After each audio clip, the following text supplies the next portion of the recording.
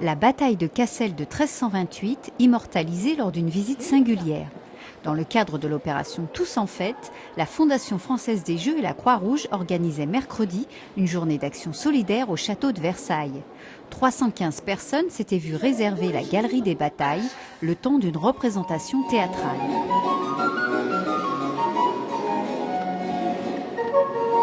C'est intéressant parce que c'est pas souvent qu'on va au château et tout ça. Je pense que ça peut être bien, ça va être bien. Même s'il pleut dehors, on va s'amuser.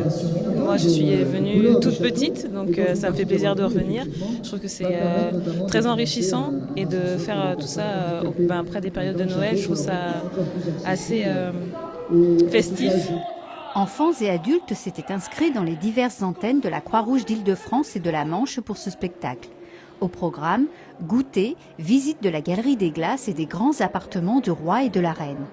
L'avantage de cette opération Tout en fête, c'est qu'elle réunit tous les publics bénéficiaires de la Croix-Rouge. C'est à la fois effectivement des familles qui sont dans des situations difficiles, ça peut être des personnes âgées, des personnes en situation de handicap. Le château de Versailles, qui souhaite ouvrir ses portes à tous les publics, inaugurera bientôt un ascenseur pour les personnes handicapées et multiplie ce type de manifestation.